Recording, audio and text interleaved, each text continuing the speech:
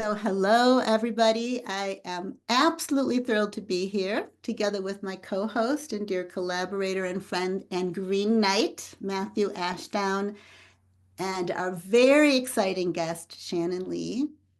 Now, you might know Shannon as the daughter of Bruce Lee, but she is so much more than the CEO of the Bruce Lee Foundation and his legacy keeper, although she is a phenomenal one at that. For one thing, for those of you who are dream arc enthusiasts, she's one of our honorary and most cherished wisdom keepers. And she's brought into our community a deeply personal and embodied understanding of the dragon, both the living being and the potent archetype. Her understanding is rooted in her lifelong relationship with Chinese mystical wisdom traditions and teachings that flow not just through her dad's lineage, and I love that I'm saying dad, referring to Bruce Lee, but through years of her own heartfelt study and integration. And Shannon is also a writer and a storyteller and a film, TV, and documentary executive producer and a guide for people on the worthy path of self-discovery and peaceful warriorship. And I cannot think of anything that our world needs more at this time than that. And we love so much about Shannon, but one thing we really love about her is how she takes these really deep and powerful ideas and qualities like courage and presence and inner strength and authenticity and just makes them feel totally human and doable and beable. And like basically, she's just like one of those ridiculously talented, versatile, and accomplished people who brings heart and wisdom and creativity and humility into everything she does. And she's written and co-authored several books. She wrote Be Water, My Friend, The Teachings of Bruce Lee, where she explores his core philosophies and shows how they can be used as tools for personal growth and self-actualization. She also co-wrote a fictional comic book series called Bruce Lee, The Dragon Rises. And today we are going to explore her most recently released book. I believe it was in January of 2025 that was co-authored with Fonda Lee, a well-known science fiction and fantasy author, as well as a martial artist herself. And this book is called Breath of the Dragon, which is a young fantasy and in some ways a political novel that's already on the New York Times and USA Today bestseller list. So congratulations. Thank you. It's amazing. We're through a 16-year-old warrior's journey. Fantasy, martial arts, and soulful self-actualization are all just kind of intricately woven together in a way that essentially invites the readers and all of us, young and old. It's called, it's for youth, but obviously it's for all of us, to really awaken that transformative fire inside of us so that we can find our own role to play in the larger story, right? The story of healing, bridging inner and outer divides, bringing about justice, true justice, and collective awakening. So, Shannon, welcome. We are My just, goodness, thank you. What an introduction. I'm oh, beyond humbled and oh honored. my Thank God. you. It's all so true. We could have gone on, and we're just so thrilled that you're here with us. And we also know that you've got a full life. So thank you too for like just making the time to join us today. And we thought, like, what if we just start simple by asking you to share how Breath of the Dragon was born, and what that process of bringing it through, of birthing it was like for you, together with your creative partner, Fonda. Ah, So we'd love to hear from you. yeah, well, thank you. So, my father had written a number of different creative ideas for film and TV that he hoped one day to bring to life, to star in, to create. And one of those such ideas is the TV series Warrior that I executive produced, which was based on an idea that he created. And so there are many more of those types of ideas. And I have been the steward of those, the holder of those ideas for a while. And because my father was who he was and is, a martial artist, a philosopher, a person who believed a highly self-willed, motivated, passionate, driven, self-actualizer, if you will. Many of his creative ideas share similar themes, but they are set in different places and different times.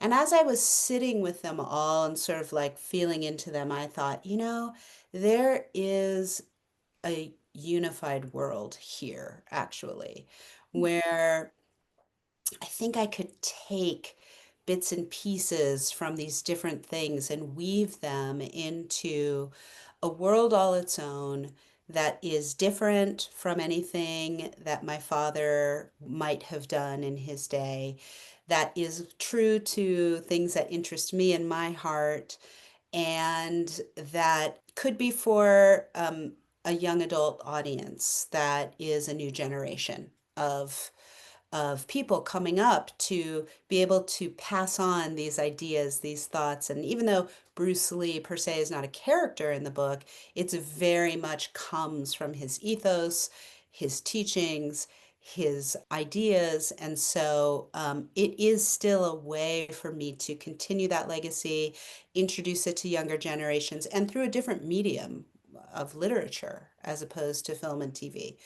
And I happen to love fantasy.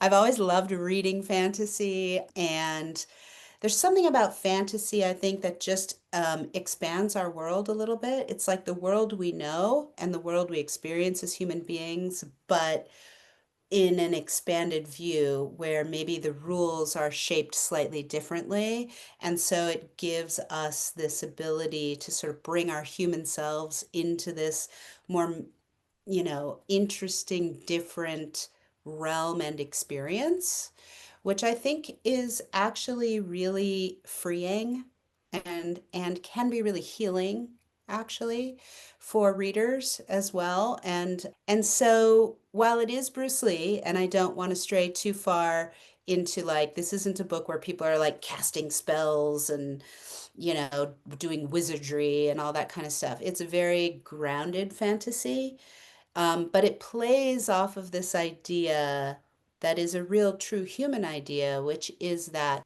how we view ourselves and our potential and how we connect to the world around us and all of those sorts of themes. So, so I, so I will just say I wrote a treatment. I wrote like a 30-page treatment. And then knowing that I had never written a fiction novel, I was like, okay, if I write this novel, it'll take 10 years. So, so I'd really love a collaborator, someone who hopefully would get it, who loves the idea, who can help me shape it and really bring it to life. And I found that in Fonda. She was just the perfect partner and is the perfect partner. That's so cool. I love it. Yeah. And yeah, the whole fantasy piece, totally that. In the Dream Arc, we explore creativity in so many different dimensions and the healing power of that, being able to write from that space and in that way. Very Yeah. cool. Very cool. And so this is called The Breath of the Dragon. So what is the breath of the dragon? What does that mean to you? What does that mean in the context of this story? Yeah. So this is book one in a two-book series in a duology called the Breathmarked series. So the first book is Breath of the Dragon, and the second book, which we're writing right now, is called Mark of the Warrior. And so this world that we find ourselves in is a world where dragon is the main deity of this world. So people pray to dragon, and there are artifacts of dragon that exist in this world. And one of the things that happens is in this world is that there are certain individuals who are born with a breath mark. The breath of the dragon is sort of like the energy of the dragon, the chi of the dragon, right? And what happens if you're breath marked is somewhere on your body, you have a small patch of dragon scales, sometimes visible, sometimes not visible. And what it signals to the outside world is that you have some sort of extrasensory ability because you're breath marked, you're chosen, right?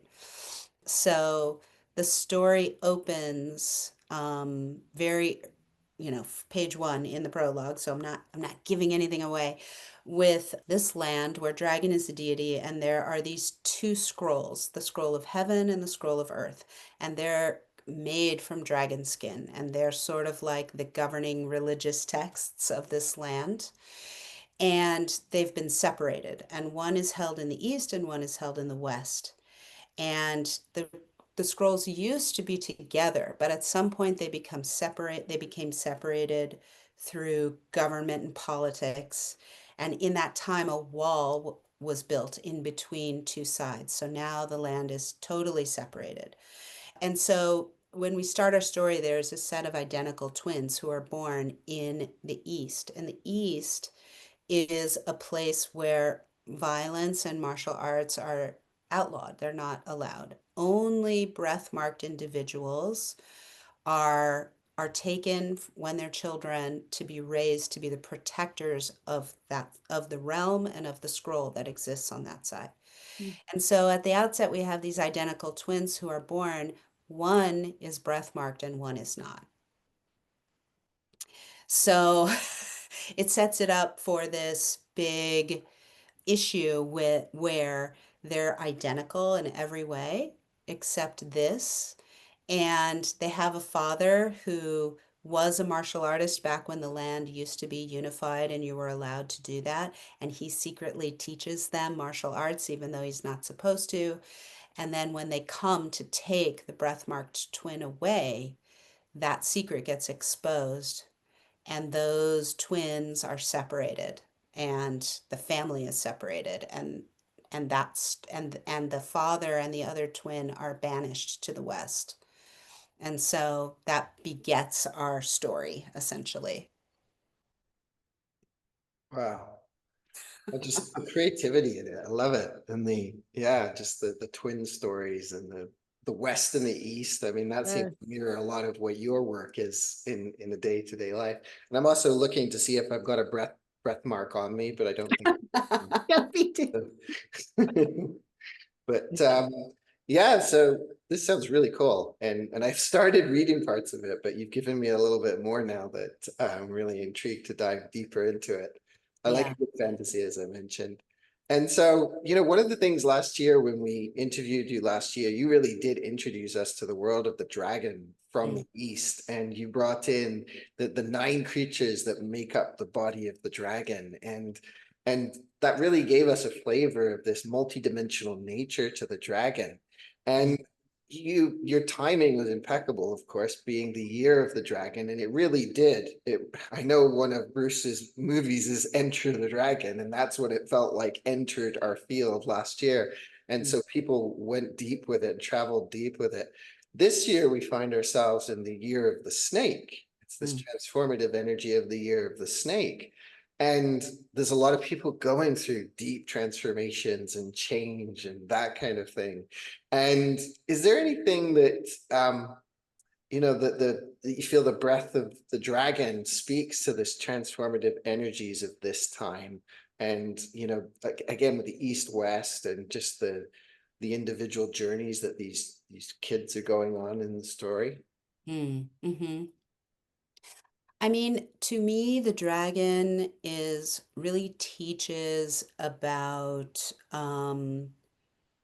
unity, about wholeness, about duality as the two sides of a oneness, if you will.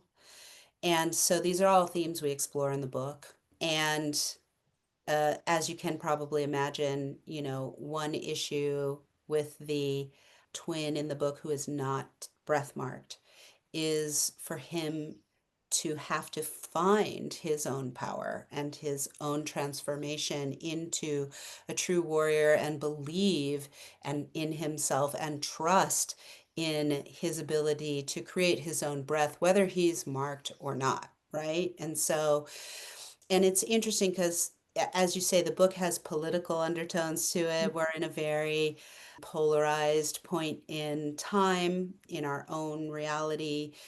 And so, and as you can see in the book, like there are these factions warring against each other, wanting to dominate one another. And this wall that has separated this, which is called the snake wall, by the way. Oh, Ta-da! So in the book, when and because this wall has been erected, the land is starting to die, you know, like there are dams that are blocking water flow and keeping people away from, resources and different things like that. So I think it's a great metaphor for our current times. It's also a great symbol for the lessons of the dragon. And as we refer to the snake, the snake is a big part of the dragon in a way, right? So the snake slithers on the ground, right? And so, in not just Chinese dragon mythology, but in world dragon mythology, there's often this idea that the dragon represents the unification of opposites, the coming together of body and spirit, right? Or body, mind, emotion, spirit, right? Like that it represents this idea of a coming together. And so I know, for instance, in like Toltec wisdom, right, you have like Quetzalcoatl, who is the feathered serpent, and the two parts of that dragon are the eagle and the snake. And it's this idea that when you do your work on the ground, when you bring spirit into your everyday life and do that work and bring your everyday life to spirit, that you can step into a more powerful, natural, guided sort of way of being in the world. But the thing about the dragon and the snake is that it requires you to do work, you know, and it can be very uncomfortable. And so I think as we transition out of the year of the dragon and into the year of the snake, we found a lot of really powerful energy and transformation and intensity in the year of the dragon, for sure. And, we had the fires in Los Angeles in January, which was right at the tail end of the Year of the Dragon. And they always say, like, when the dragon gets one last whip of its tail before it exits out the door, right? So it's like, we're going to throw all of this upheaval and intensity at you at a big energetic level. And now we're going to shrink down into the snake, and you are going to have to embody and work through and shed and expand and shed and expand and shed on a personal level in this year. You're going to have to take the lessons of the dragon and bring them in. Yeah. well, can I just say I relate to that very much personally? And I have a feeling there are many people who are listening to this and like, oh my God, that's so true. Just like that image too of that final shoo of the dragon tail, and then being catapulted into doing the deep inner work where we can actually do the integration, where we can learn how to walk our talk and what that takes. And even if you do inherit a breath mark, even if we have these innate gifts, or we don't have any that we're aware of, it takes work to cultivate those gifts, and to both recognize them, find them if we didn't get some obvious like sign on our skin that we've got it, and then to actually do the work of cultivating those gifts and not getting kind of sucked into the vortex of shadow that is just everywhere right now. Yeah. And Yeah. I guess as we're talking, I'm just thinking so much about how amazing it is that this book is being offered to young adults. I know it carries wisdom that's universal for people of all ages, but you are also reaching out to a population, and many of those younger people are really struggling, right, to find their voice and sense of personal agency and inner power in a world where there is, like you're saying, so much chaos, so much pressure, so much divisiveness and perceived separation. right? Even if we know underneath everything there's unity, there's a whole lot of reason looking out at all the craziness of the world to think that there isn't. Mhm. So much uncertainty. And I guess we're wondering, like, how does this book, how can this story help younger people learn how to stay true to themselves and either discover or hone in on their own version of a breath mark, their true power, when Mhm. everything around them feels so unstable and scary and overwhelming. I think I'd Yeah. really love to, yeah. So, Yeah, I mean, I think it's the case no matter what age you are. That like everything around you is scary and overwhelming, and then you're like, okay, how do I navigate this? So my big thing is to try to impart, as I know you do and know as well, is that it's not out there, it's in here, right? So when we try to rearrange our outer circumstances in order to feel at peace, to feel good, to feel happy, not that it's unrelated, because sometimes you do need to move or change jobs or change relationships or let go of this, that, or what have you. But that should all come from an internal place rather than if I do this, then I'll be happy. The work is to be happy, if we want to use that word, to feel content, to feel satisfied, to feel at peace, to have a regulated nervous system, regardless of what is going on outside, right? So, like in the book, we're tapping into our breath, the breath of the dragon that exists within us, our chi, our energy, our literal breath, right? mhm, Like all the things that cause us to be alive, and to harness that for our own evolution, for our own healing, for our own inspiration, and all of those things. So I think that it's hard because it feels very much like things are happening to you, you mhm, know, and not to say that they aren't, but whenever I'm in a challenging situation where I feel very challenged by an outside circumstance, a person, a project, a situation, and it's starting to kick something up in me, and I'm like, ugh, I'm so annoyed. Ugh, I don't like, oh, I'm angry, or I'm, walking, stomping around, not enjoying my life. The thing I always try to do is pause and say to myself, okay, those feelings are my feelings, they're not, I understand that like I'm attaching them to these outside circumstances, but if there wasn't something within me that felt at, with that felt some unease, then that wouldn't bother me, you know? mhm, So I have to look within myself and allow myself to fully feel whatever the feeling is and say, it's okay that this feeling is here.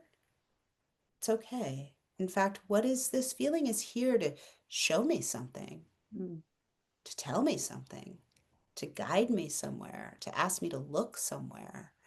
And so, how can I follow that thread, that energy, that whatever it is, into a specific place?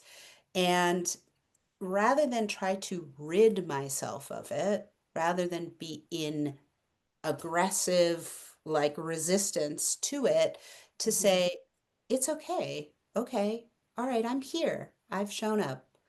What have you got? What have you got for me? You know? And when you do that, when you show really what we're talking about is yourself, right? How you feel in your own body is you, right?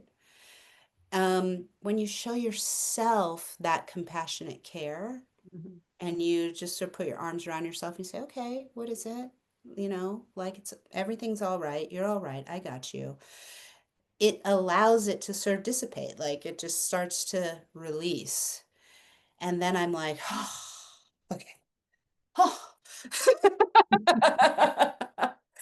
Not that it's easy to do because you have to be willing to feel the discomfort, right? And sort of linger in it a little bit. But the thing that builds up in us is the resistance to the discomfort. And then Mhm. we start making it about things outside of us. Well, that person is annoying. And it's like, well, they may be, maybe they're annoying, but also maybe like they've got some things going on and let's send them compassion and let's dig out whatever I am holding it that is the resistance inside of me. Yeah. And what a powerful, you just basically described my last month. Just, just a side note, but what a powerful message for youth right now. Yeah. And especially, first of all, there's a lot of outside things happening that could be perceived as the cause of all inner discomfort. And there is also a message that this younger generation has got, which is that you should never feel uncomfortable. You should never have to feel uncomfortable. We have to create safe spaces all the time. And then they don't really learn how to tolerate discomfort and not only tolerate it but transmute it into something beautiful, into the kind of strength of a warrior for love, right? Like it's not like you become a martial arts, you know a phenomenon like your father unless you're willing to like experience some discomfort in the body in honor of that discipline and that path, which is so much more than a physical discipline. It's a spiritual discipline. So Yeah. yeah, I love that that is like such an innate aspect of this book, and deep invitation to the younger generations and everyone else to compassionately do the inside job work so that we can actually have the power and the strength to stand for love in this world, to stand for unity in this world, even when it's uncomfortable, highly uncomfortable.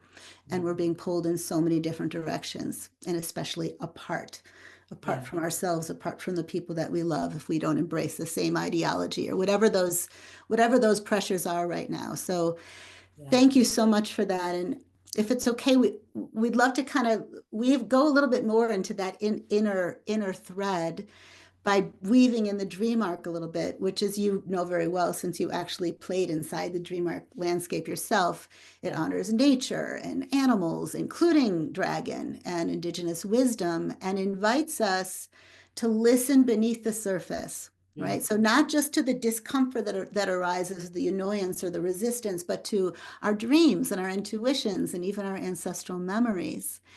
And so Matthew and I are curious, as you and Fonda were writing Breath of the Dragon, did Mm. you feel any unseen presences at work, like elements or energies or spirit moving through you? Mm. And, just in general, as a creator, and not just a creator, but a creative woman, we'd love to hear what kind of helps you stay connected to and able to honor that deep, wise, quiet inside voice that Mm. can be so easily drowned out by either outer noise or the noise of the inner critic. Yeah. Yeah. Thank you for the Mm, question. So I know when I am in not all creative space is the same because if you work as a creative, then sometimes you have to push through some resistance in order to have consistency. If you only worked when you were inspired, then it might be really spotty and hard to maintain momentum. There's that great book, the War of Art. I don't know, that book. And it's really true. Like there's a lot of times when you have to kind of wrangle yourself and and get yourself to sit down. And when I'm in a project and it's really flowing or an idea that's really flowing, it does feel as though it is, if not channeled or sourced from another place, it feels like it is energetically supported from some unseen realm. And um, I know that when that is happening for me, I work, I can work very fast. Like it just kind of comes out. And so when Fonda and I were working, it was really great because our process was that we talked a lot in the beginning to talk through, because I had a treatment, but we didn't have, all the characters weren't fleshed out and all the things, and there were a lot of choices that changed over time as we worked on it. But we had these great back and forth creative conversations. Well, what about this? Well, what about that? Which are always really fun. And then when we got to the writing, it just started to, it's funny because the idea of the twins was actually came very late. Originally there was just one protagonist.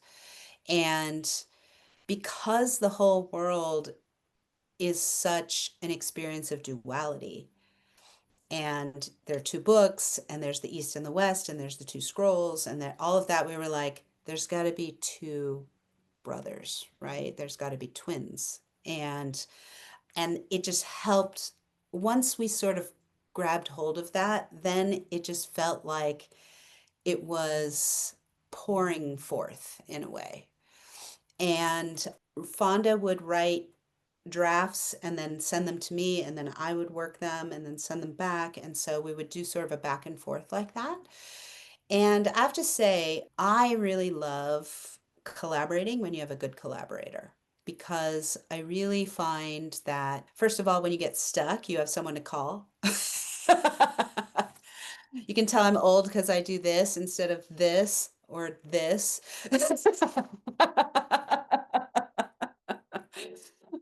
And you can say, I'm really struggling with this. What do you think? Talk it through, which is great.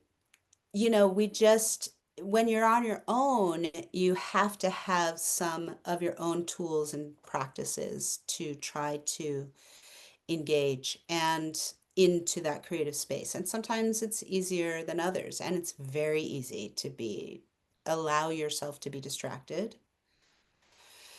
And I'm a master at that. And but I notice that there's something very satisfying it really touches my warrior spirit to sort of sit down and fight with my creativity a little bit, and to sort of sit there and go and try, like I'm trying and it's not coming out, and then I'm like, that's not it, that's not it. I think so much of it is about feeling, like allowing yourself to feel, and just being in the practice of just keep going, just keep going, just keep going. And you might not get there in this session, but if you stop, you're definitely not going to get there. And so, like, I have written things where I have wrestled at times. Sometimes it's beautifully, flowing forth, and sometimes I am just like wrestling. It's not quite there. And how I know it's there or not there is, am I getting the right feeling from the thing I'm trying to create? Is it resonating with my energy field, with my heart, with my um, vibration in the appropriate way? And it's great to know what it feels like when it's not, because then you have almost this like homing divining rod, homing beacon, whatever you want to call it, that can tell you, oh, you're on a track. And then you're like, oh no, this is hard. But it's a practice. Spirituality is living a spiritual life is a practice. Everything is a practice, really. So. That's ringing so true for me as I'm writing and just meeting this process myself. And it's So it's really, yeah, it's really great wisdom because just being able to sit down when your mind can find 1,000 other things to do and focus on. But I loved how you approach it as that warrior and with yourself there, with a part of yourself. Yeah. Yeah, there's something really satisfying to me about it. Almost feels like, that's what that book, The War of Art, is about. It feels almost like battle, like where you're like, ah, and at the end, I can even be kind of like, oh my God, whew, like a great workout or something. But I have come to find about myself that and I think it's a great shift to have. And I think that all of our deepest healing and our deepest work is this like tiny shift in perspective.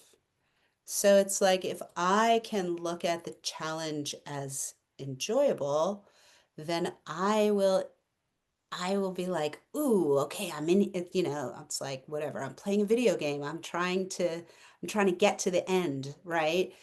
But if I hold the perspective that this is hard, that it is draining, that I'm never going to get there, what if I can't get there? Then that just stops everything, you know? Yeah, I was just saying that's so true, and I love the flexibility because sometimes it's just about showing up, like just show up for the muse every day, show up whether the flow is coming or not. And sometimes it's like, for me anyway, I have to seduce myself in there. I have to find like just like how can I make this tempting for myself? And sometimes it's about like getting in there and just wrestling with it and embracing the fight and becoming that warrior. So I love that there are many ways to do the creativity practice, and I'm really very inspired by your process. Well, And and yeah, it's everybody has to find their own way. There's no one yes, way, right? So it's whatever right, works for you, and what works for you today might not be what works for you 6 months from now. So you exactly. have to be really in tune and in touch with yourself in order Yeah, to say, well, what now all of a sudden I'm hitting this wall again. What's happening? Oh, I have to find a different way. And yeah, I think for me, one of the things I'm very challenged with in my life is routine. I don't like routine. I don't like to do the same thing every day. I don't like to eat the same food. I don't like to wear the same clothes. I don't like to do anything the same. And so when you practice, that's very hard, right? Because to practice, you have to actually do the thing and with consistency. So one of the ways in which I try to coax myself a little bit is by saying, I need to do something every day that enlivens my spirit. But it doesn't have to be the same thing every day. Yeah. yeah. Well, Matthew knows I relate to that so bad, so horribly badly. That's why I've had to do so much work with the woodpecker. And that same thing, like I'm like, I got to do three things. It could be any three things, but it can't be the same three things, or I'm going to just bore myself to smithereens. And so yeah, I totally get that. And I want to hand the baton over to Matthew because I know he has some questions for you as well. But this is very, very interesting for me. Got me percolating. Mm. Yeah. Yeah, and I've got a question. This is kind of off script in a way, Yeah. but just you've talked about the process and what you do when you're meeting the distractions and the elements that might seem to thwart you at times. But what's kind of like the why? There's Mm. got to be something that's driving you that it's like, I have to finish this. Like, is it the story itself? Is it how the story is affecting you as you're writing it? What's that for you? Mm. That's a great question. As you know, thoughts and ideas carry energy, right? And so these things that come through can be very energizing. They can be, they can build enthusiasm. They can build internal um, play. there are times, there's always a point in every creative process where at some point you have to kind of buckle down, buckle in and like look at fine details and do line edits and like things that aren't as fun, but it's in service to the completion, right, of this thing. And so the why for me is that it's enjoyable. For me, I love to dream. I love to play. I love to help people experience something. And for me, creativity is an experience. It's a personal experience. And as my father said, the meaning of life is that it is to be lived. And so the living of life is the experiencing of life. And so I want to play in that field, and I want to try to do all the things that might be possible.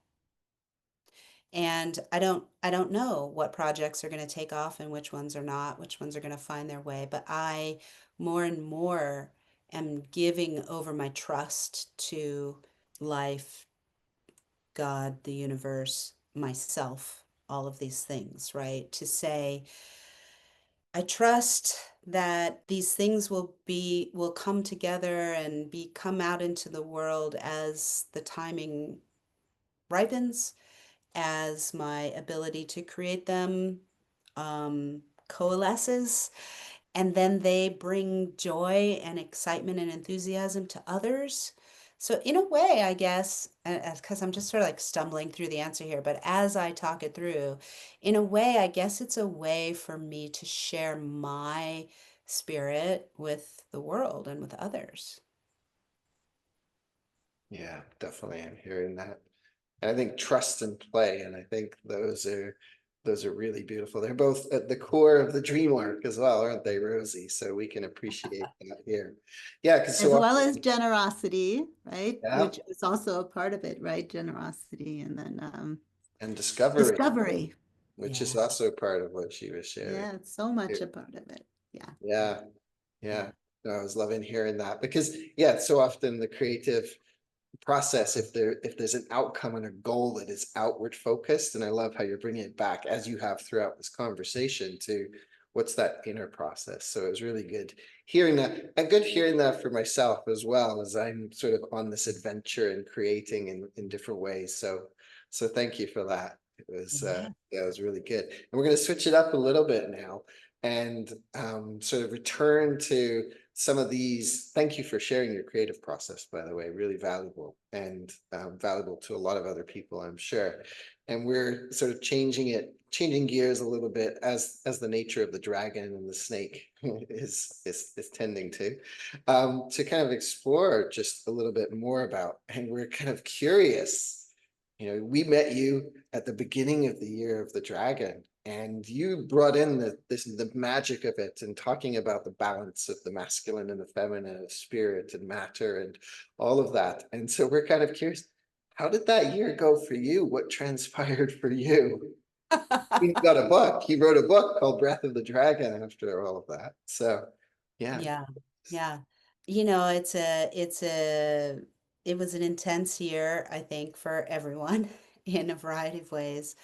I am grateful at this point in my journey to be able to witness myself and be the objective observer and be able to sit in that seat, which is really helpful when you're going through tough things, which I did for sure. There was a lot going on in my life, challenges on a whole bunch of levels, but I think probably one of the biggest, most challenging things that came up for me last year was a very intense, deep feeling and realization that I am not living my life as fully as I could be.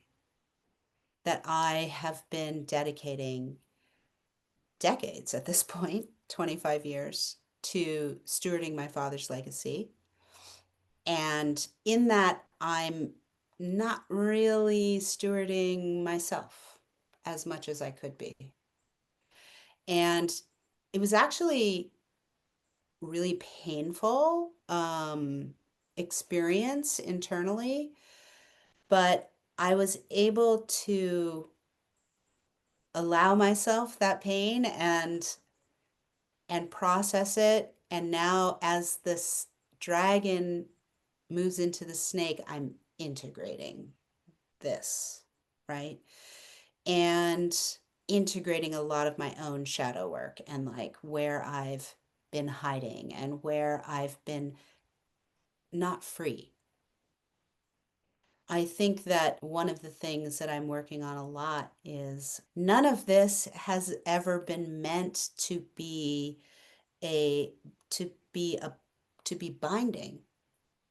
It's meant to be played with and enjoyed and experimented with, and there really is no right or wrong path. There's just a wide open road, and what do I want to do? Like you asked me, why do I create? It's like, it's a great question.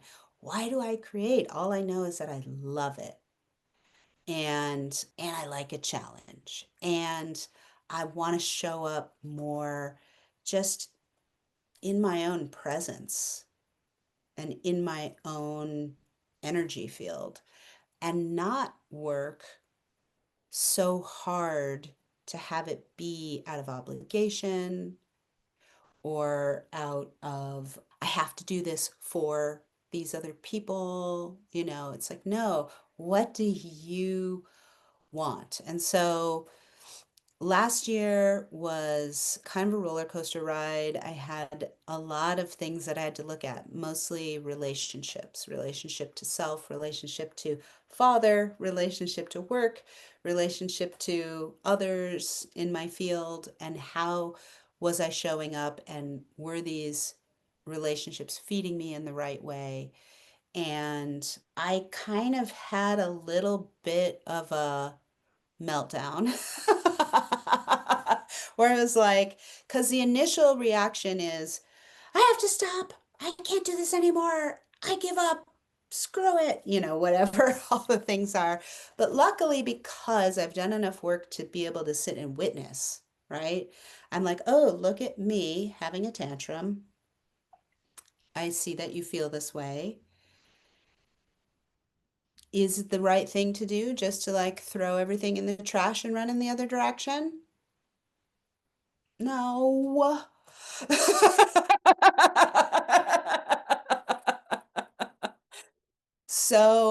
So it's like, okay, you've had this realization. It's a great realization. You're kind of mad at yourself and circumstance, but you don't have to be. You can just take the the kernel of goodness in this for you, and it's a new seed, and plant it, and like, where can I spring forth from here?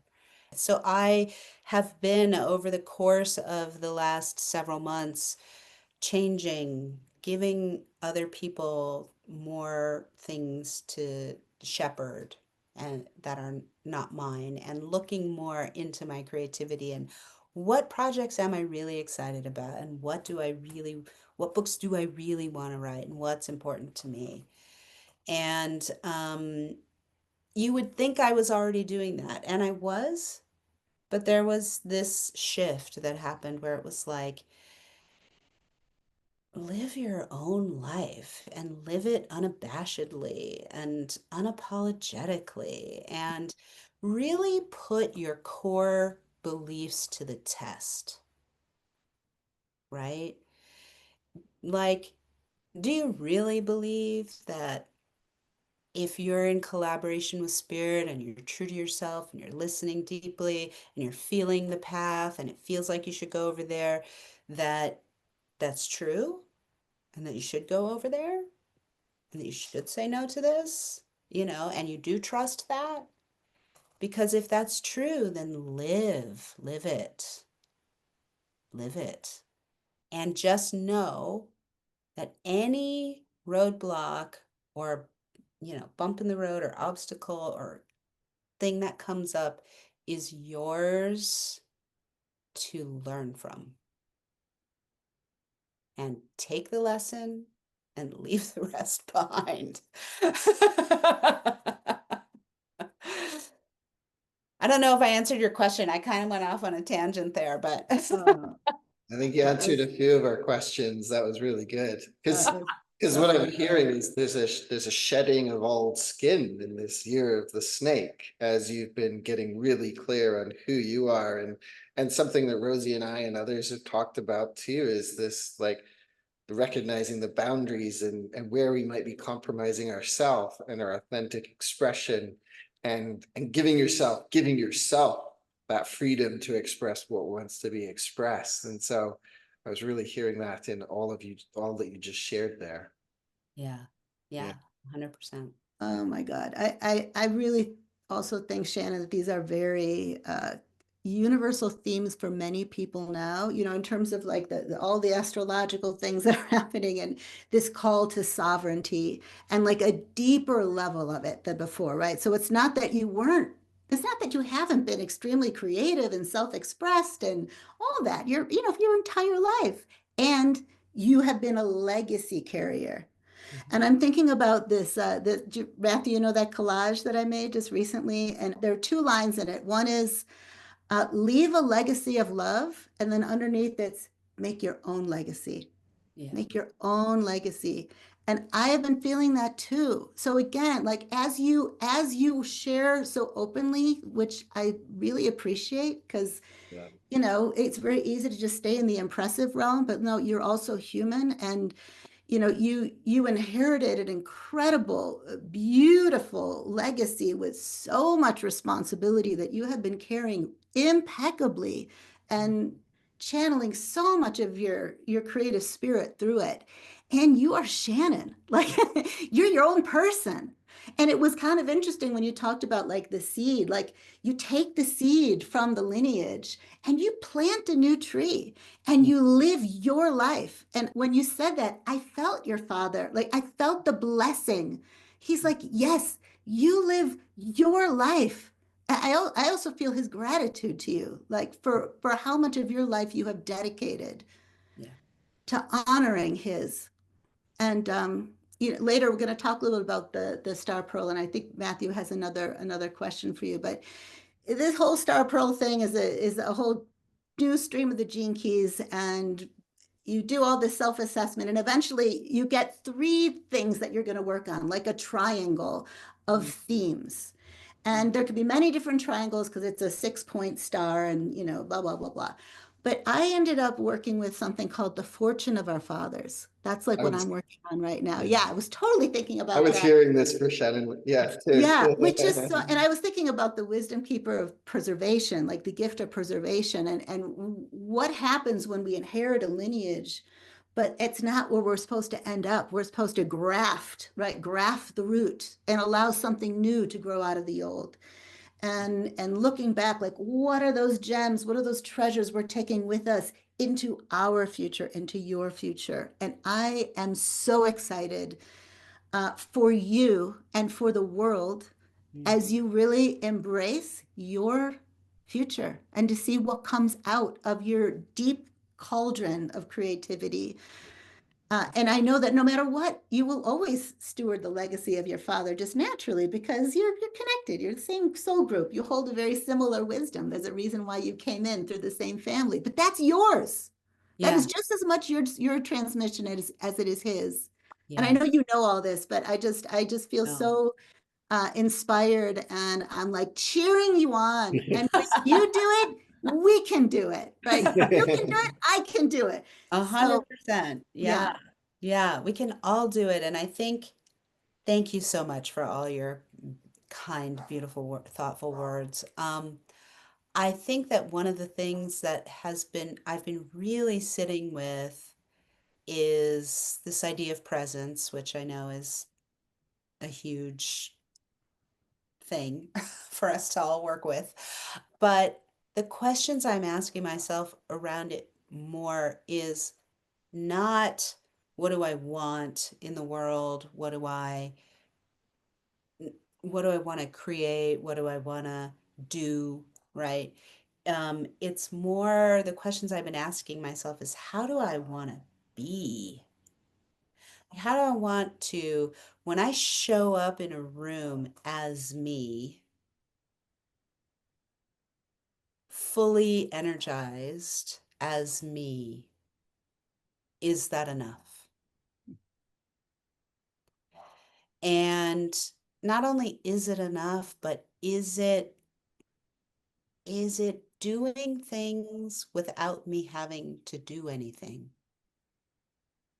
Right? Is it shifting the consciousness of the space, the energetics of the space? Is it attracting and maybe even repelling people around me because I'm showing up as me with my authenticity, with my presence, with my integrity, with my, what love, with all of those things, right? And so it's this kind of like amorphous idea, but it is the whole idea in a way. That's sort of the thing that I'm playing with consistently and constantly. Yes, there are things I want to do. I have a huge to-do list. I have a lot of things I want to make. I have a whole house that needs to be cleaned up. I have all these things. So it's looking at my laundry.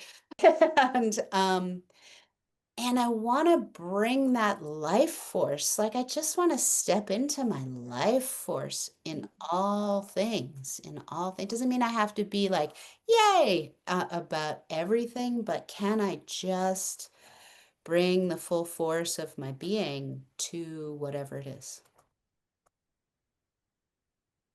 And that may be the only routine ever worth embracing.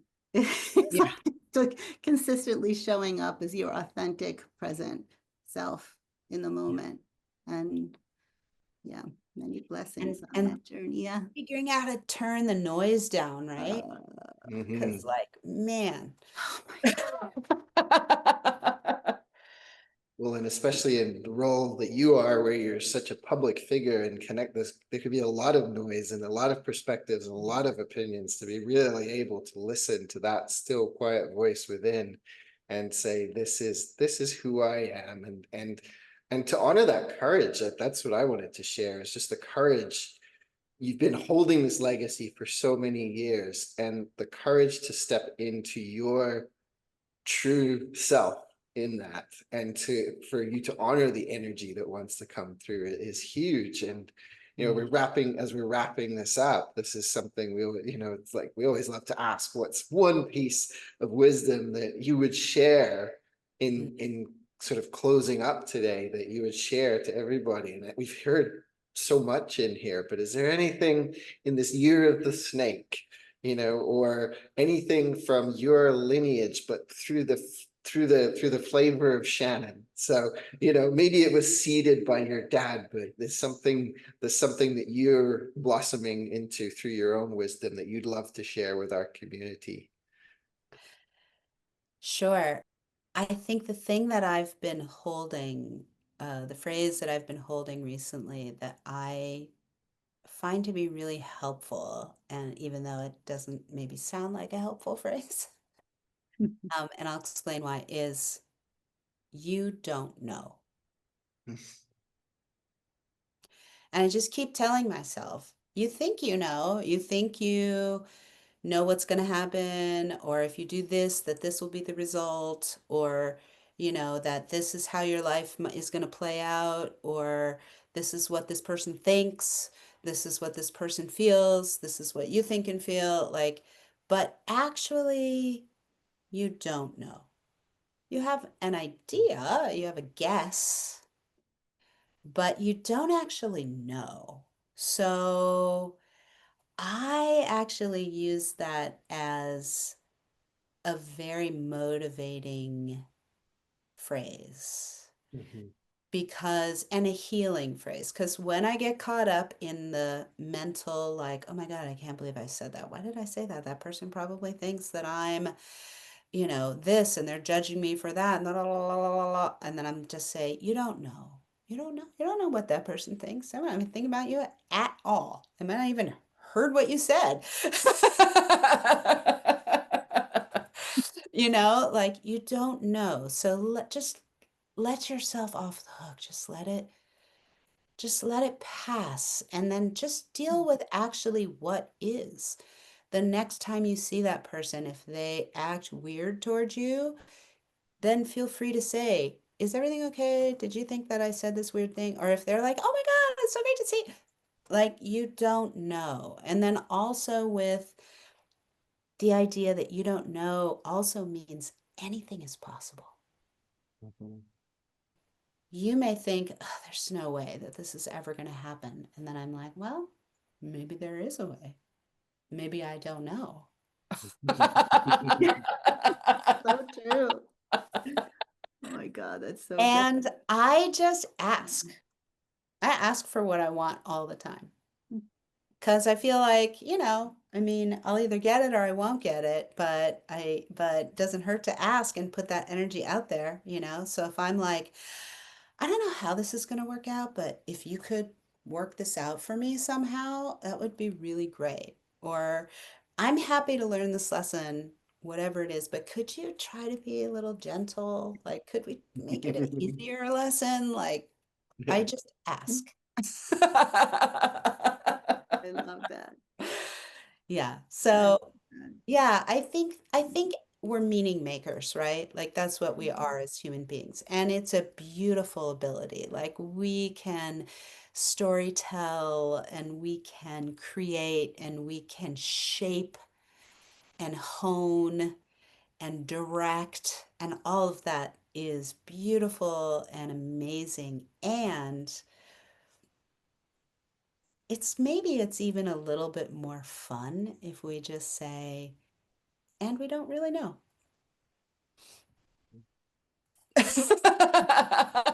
it. There's so many applicable things that I'm hearing. Also, like there's the asking, just because we don't know what's possible. And then when things happen in a way that would not have been our most desired outcome, or wouldn't be the form that we would have chosen, maybe not the most gentle outcome, we also don't know why. We don't know why it comes That's up right. the way that it does, or why things are falling apart the way that they are, and holding that, well, I don't know. I'm guessing this is for my benefit. And over time, I'm open to discovering that. I would never have intentionally chosen this circumstance, but I don't know why it had to happen this way. Yeah. And what I'm learning too from the difficult struggles that I'm going through is that I mean, I'm being honed. Like I just that warrior thing really gets built in those moments when the outcome is not exactly what we had hoped for.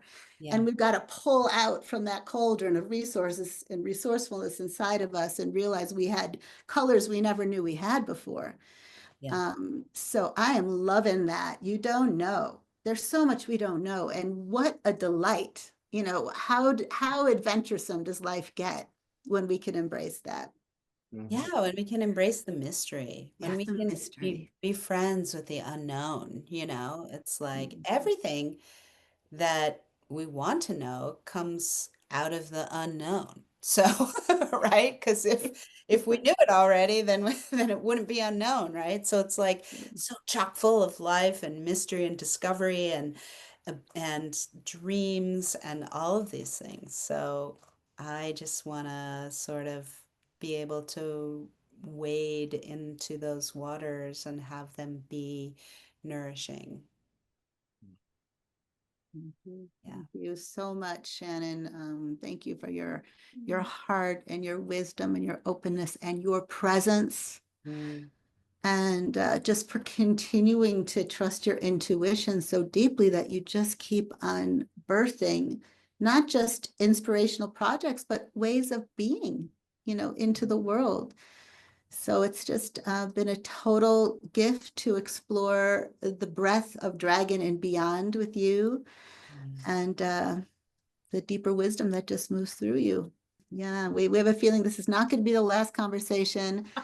I kind of seeded before, but there's already been a seed planted around a future dialogue where you and Richard Rudd, the founder of the Gene Keys and author of the Dream Arc Oracle deck, and Codex, might explore your family through the lens of the Star Pearl, which, for those of you who don't know, is one of the more recent and super practical streams of the Gene Keys that looks at the art of prospering and what that really means.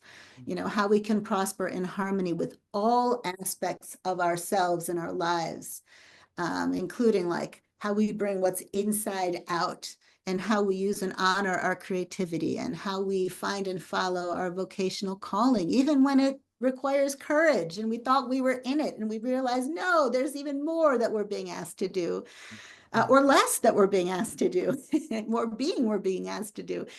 Anyway, it also includes like how we relate to ourselves and others, and what roles we're meant to play in the larger community and culture, and how we stay grounded.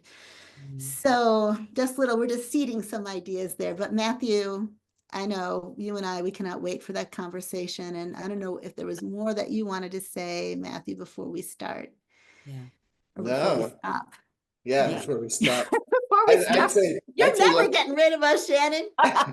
We're moving into Say, that. like, yeah, I'd say we don't want to crack up for too much on this conversation, otherwise we won't stop. Oh, you don't I know. mean, yeah, you don't know. And all of the things that you've been through, I don't know what they are, Yeah. but you know, we're all going through multiple layers and layers and layers of challenge and discomfort and things that need to be healed and all of that. Like, it was sometime during the last year, actually, I will say.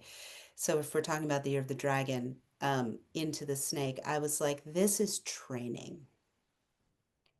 This is training. Like, don't look at it as negatively as despairing circumstance. It's training. Like, what do you need to take from this to train yourself past this point? Yeah. And the courage to do it, obviously. Yeah. So I feel you. We're in the tournament, right? We're in the tournament. We're in the Happy tournament right together. now. Yeah. As you will learn when you read The Breath of the Dragon. That's right. Mhm. Yes. Yeah. And where can people get a hold of Breath of the Dragon if they're wanting to track it down? Yeah, I mean, it's at any place that sells books, your local bookstore, Barnes and Noble, Amazon, you know, wherever books are sold. And there's an audiobook as well, if you're an audiobook fan. Awesome. Fantastic. Yeah. So when you read it, make a good review. Let people know Yes. let people know how it touched you. Let people know how it inspired you. Yeah. Yeah. It really helps authors very much. Not that you need it. You are a New York bestseller. But we want a long dragon tail, right? We want a long tail. We Yes, want this to yes. be an evergreen offering to the world and to all the youth that are coming in through the next, who knows how many hundreds of generations. Yeah, for sure. At least 7. At least. It's a good cycle. That's a good Good. cycle. It's No. a good cycle. 7 generations are going to enjoy this book. Well, thank you both so much for your time, for your thoughtful questions, for your energy. I can feel the love. I'm very grateful. Thank you for having me. It's been a lot of fun. Thank you for joining us Thank again. you so Yeah, much. it's been a blast. Thank you. Mm. All right. Bye. Thank you. Bye, everybody.